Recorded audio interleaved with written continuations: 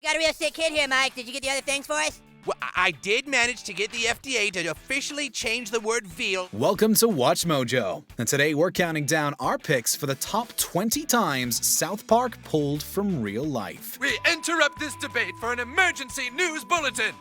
It's Britney Watch. Why have we given up freedom if terrorists can take a hostage in a bathroom with a baby and a gun on the toilet? We have an app now. You can keep track of your orders and get your Tegrity delivered even faster. For this list, we'll be looking at episodes of South Park heavily inspired by events taking place in the real world. What's your favorite South Park satirical jab at the world? Let us know in the comments. Number 20. Amazon Fulfillment Centers. Thanks to companies like Amazon, we now live in a world where virtually anything we want can be delivered to our doorstep overnight. This does, however, come at a cost both financially and physically if you happen to work in a fulfillment center.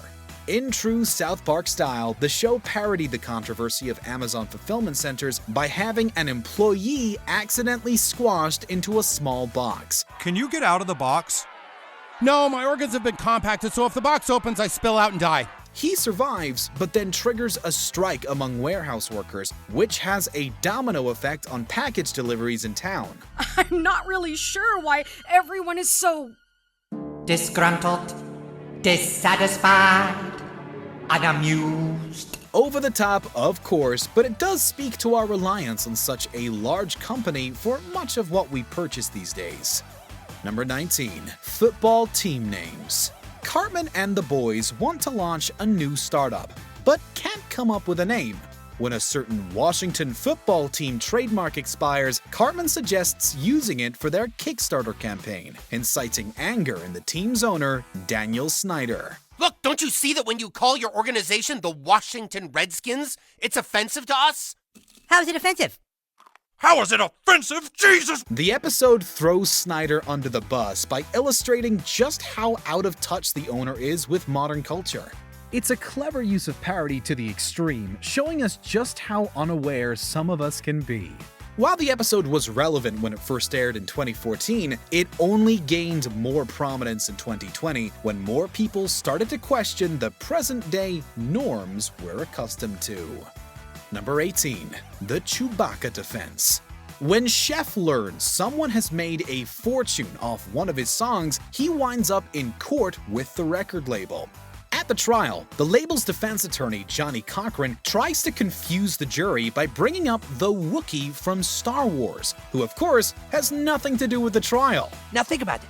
That does not make sense. The entire segment is a rip on the O.J. Simpson trial, where Cochran pulled a similar stunt trying to confuse the jury about a glove that had been found.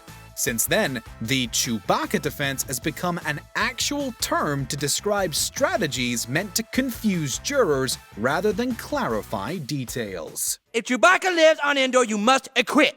The defense rests. Okay then. Wow, he's good. Number 17. Cable companies. Here we find both the children and parents of the town being held hostage by the cable company's ridiculous billing and scheduling practices. In an effort to keep their parents from harming each other, the kids want certain channels removed from the lineup. Instead of helping them, they're endlessly mocked by the television provider for being stuck in their current predicament. The same applies to the parents who can't get a straight answer as to when the cable tech can come to the house to fix the issue. No, I can't wait around my house from 6 a.m. to 3 p.m. all of November. Oh, you can't? Geez, that's too bad. You need to be home for the technician. If you've ever tried to get support or schedule an appointment with your cable provider, this episode will remind you of how painful it can be. And this wouldn't be the last time the show made fun of cable companies. Streaming services are destroying our culture, Scott!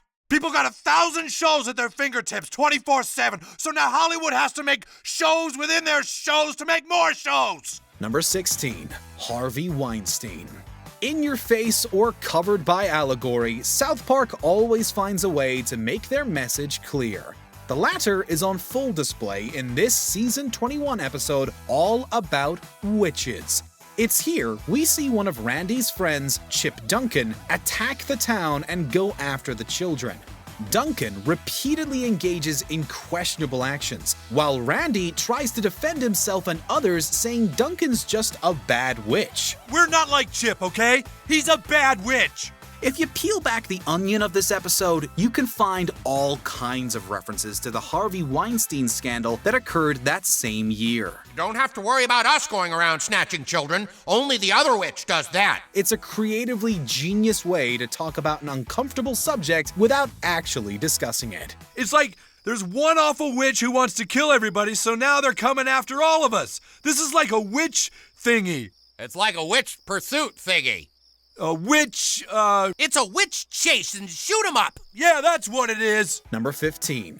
Who to vote for. Stanley, when you left for school this morning, you said you were going to vote. The whole thing is a joke. Modern political structures tend to favor a two-party system, which usually results in people voting against someone versus for someone.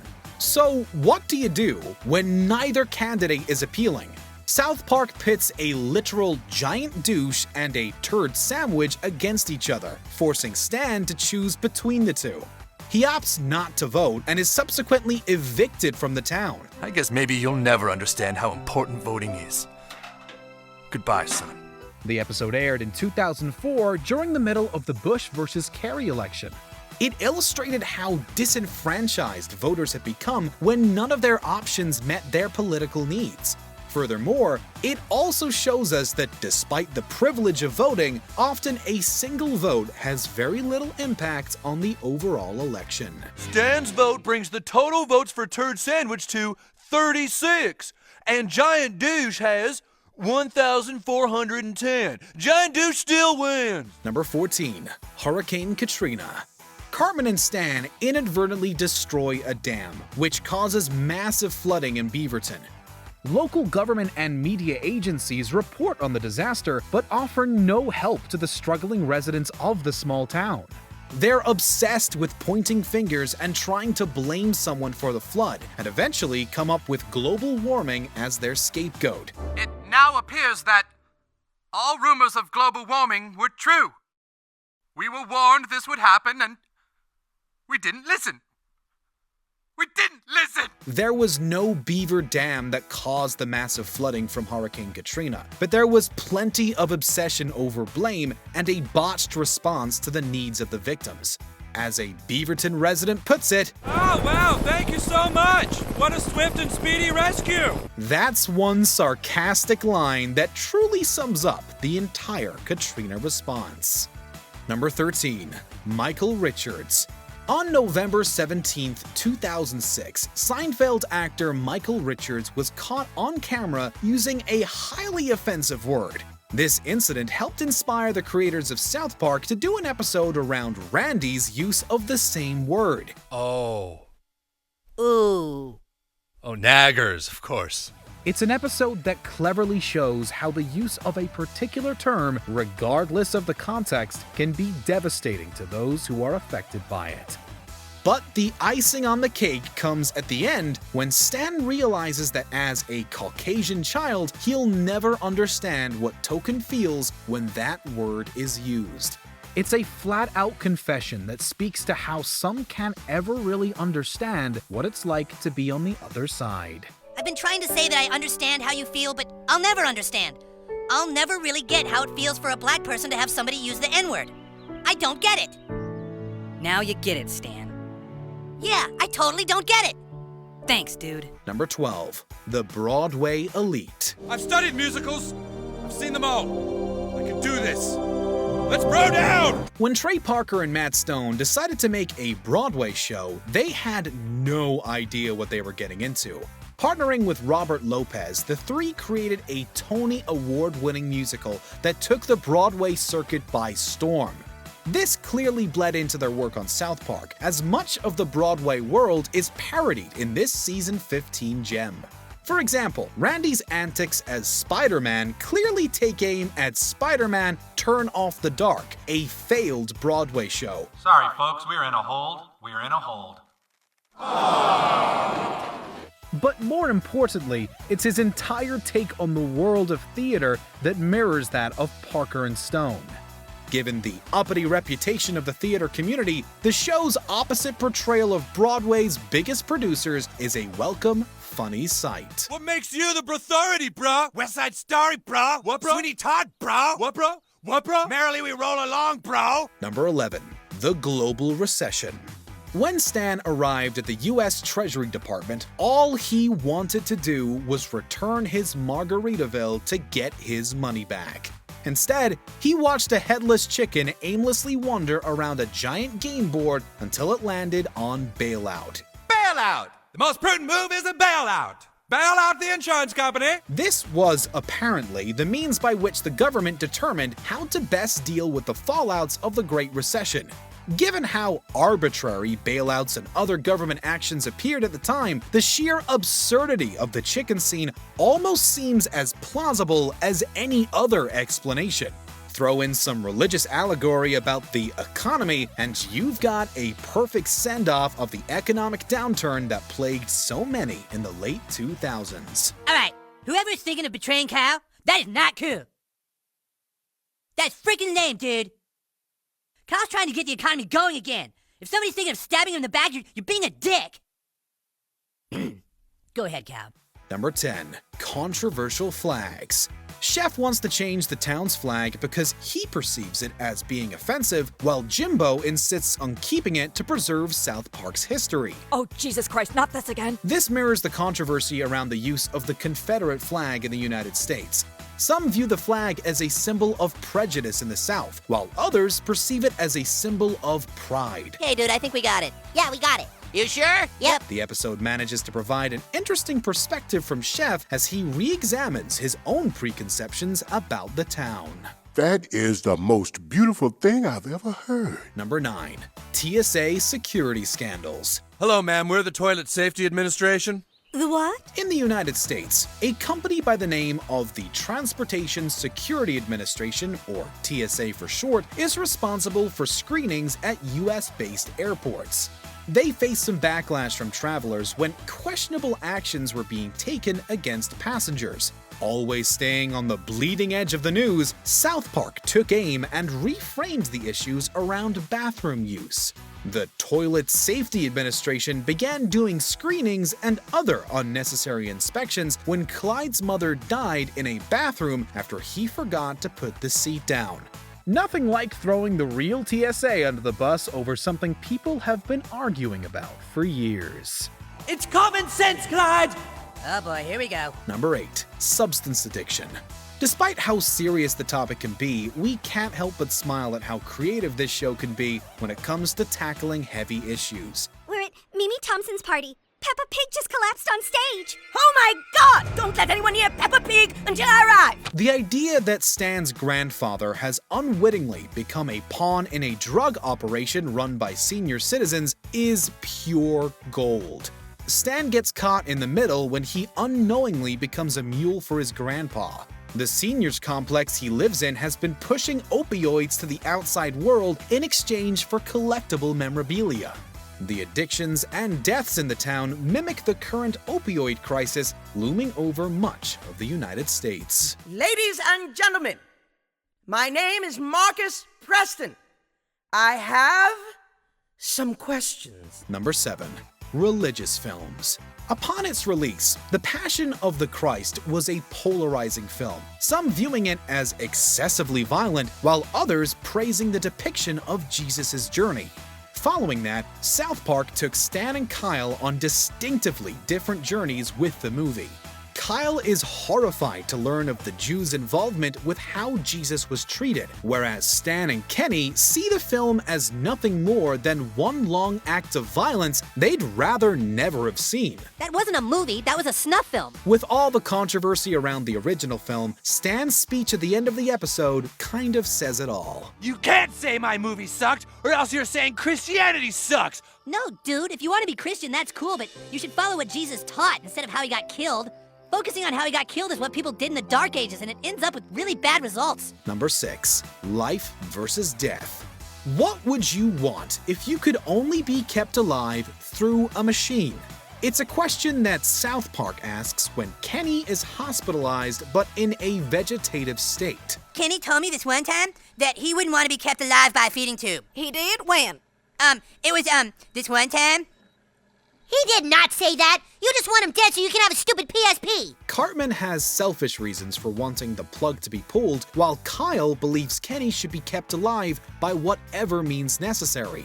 A media frenzy and court case follow, which ultimately sees Kenny's feeding tube removed and him joining the angels in heaven. The entire story was inspired by the Terry Schiavo case, which the episode mirrored very closely. Euthanasia is a sensitive subject, but South Park manages to find a way to sympathize with both sides. Maybe we let this thing get out of hand. This issue is so complicated, but maybe we should just let Kenny go in peace. You mean Cartman's side is right? Cartman's side is right, for the wrong reasons. But we're wrong, for the right reasons. Number 5. Trump running for president.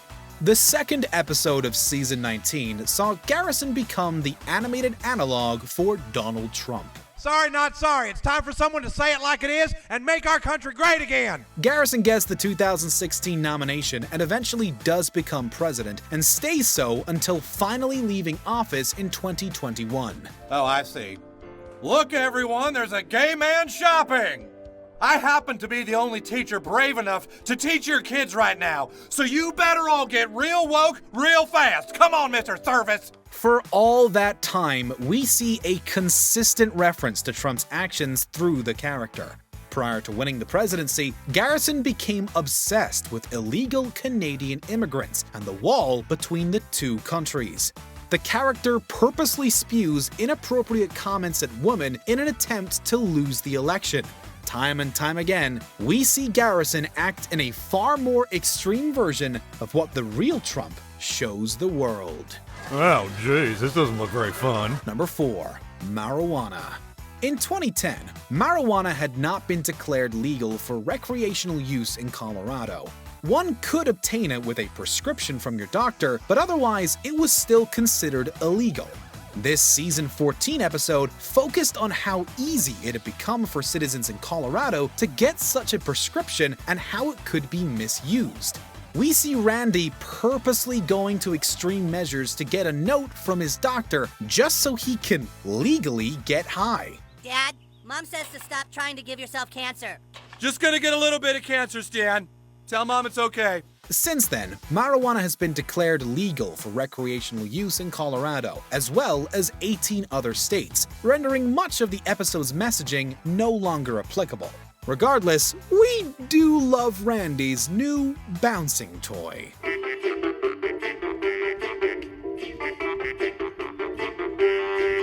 Number 3. Mass surveillance leaks. Over the years, countless television programs and movies have pushed this idea of Big Brother watching everything we do. I'm telling you guys, the government thinks they can do whatever they want, and we don't have any privacy anymore. Just between you and me, I think everyone's too stupid to see what this is all leading to. Did you guys read 1984? The average citizen shrugged this off as a tale of conspiracy theories. However, in 2013, Edward Snowden leaked a large sum of documents from the National Security Agency showcasing several massive global surveillance programs. This gets the South Park treatment when Cartman begins to suspect Kyle is working for the NSA. Butters begins treating the DMV like a church and confessing all of his sins to them. Both Cartman and Butters have differing views on government surveillance, much like the average citizen. But in the end, it becomes more about how you choose to act versus being paranoid about being watched. Number 2. Gun control. Given the amount of gun-related incidents reported in the United States, you'd think this would be a topic television shows would steer clear of. Not South Park. Why are you all acting like this is normal? What is wrong with you people? In fact, they took it head on and illustrated how normalized many people have become to it. With the boys in class, gunshots can clearly be heard, and everyone just keeps on going like nothing is wrong.